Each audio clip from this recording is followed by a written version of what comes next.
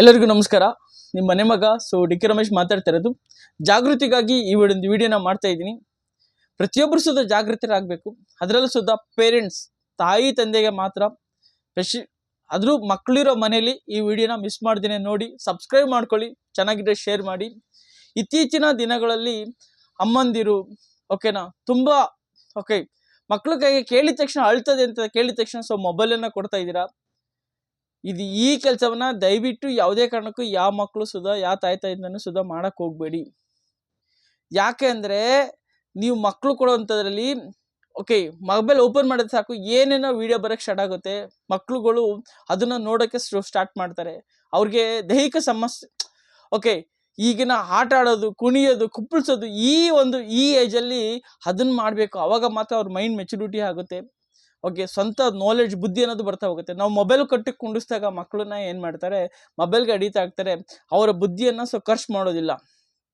ಇವತ್ತು ಎಷ್ಟೋ ಜನ ಮಕ್ಕಳುಗಳು ಮೊಬೈಲ್ಗೆ ಅಡಿಕ್ಟ್ ಆಗಿ, ಗೇಮ್ಗೆ ಅಡಿಕ್ಟ್ ಆಗಿ ಇವತ್ತು ಬಹಳಷ್ಟು ಗೇಮ್ಗಳು ಏನು ಮಾಡ್ತವೆ, ಮಕ್ಕಳನ್ನು ತುಂಬ ಅಟ್ರಾಕ್ಟ್ ಮಾಡಿ ಸೊ ಒಂದು 3 ದಿನ ಹಿಂದೆಗಡೆ 3 ಜನ ಮಕ್ಕಳು ಗೇಮ್ಗೆ ಅಡಿಕ್ಟ್ ಆಗಿ ವಿಡಿಯೋ ನೋಡಿ ಇವತ್ತು ಮಾಡಿ ಮೇಲಿಂದ ಬಿದ್ದು ಸತ್ತೋಗಿದ್ದಾರೆ.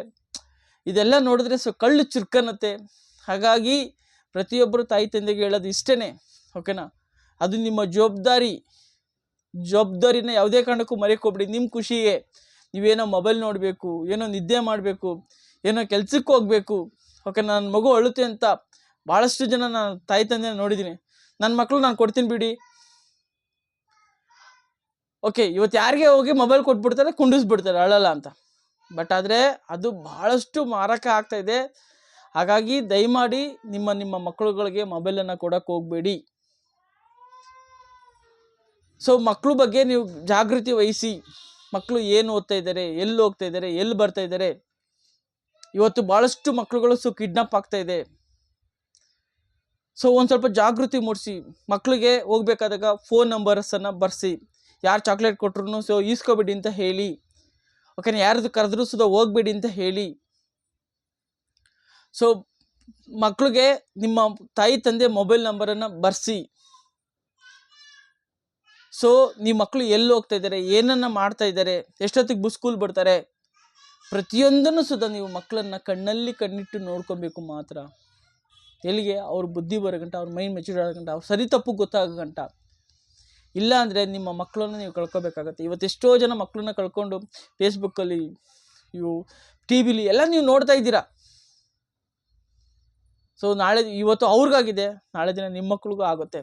ಹಾಗಾಗಿ ಮಕ್ಕಳ ಮೇಲೆ ಕಣ್ಣನ್ನು ಇಡಿ, ನಿಗಾಡನ್ನು ಇಡಿ. ಎಲ್ಲಿ ಹೋಗ್ತಾ ಇದ್ದಾರೆ, ಕಾಲೇಜ್ಗೆ ಹೋದ್ಮೇಲೆ ಎಲ್ಲಿ ಹೋಗ್ತಾ ಇದ್ದಾರೆ, ಎಷ್ಟು ಗಂಟೆಗೆ ಬರ್ತಾರೆ, ಯಾರ ಜೊತೆ ಸೇರ್ತಾ ಇದ್ದಾರೆ,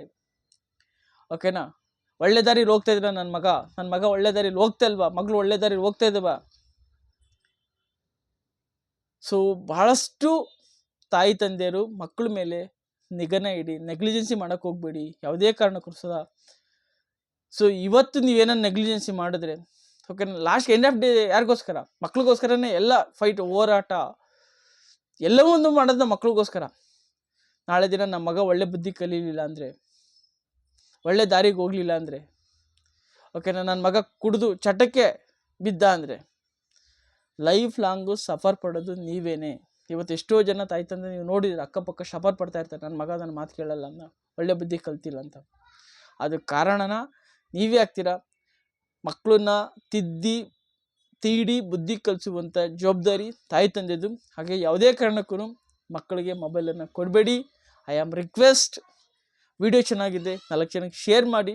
ನನ್ನ ಉದ್ದೇಶ ಜನಗಳನ್ನ ಜಾಗೃತ ಮಾಡುವಂಥದ್ದು, ಎಜುಕೇಟೆಡ್ ಮಾಡುವಂಥದ್ದು.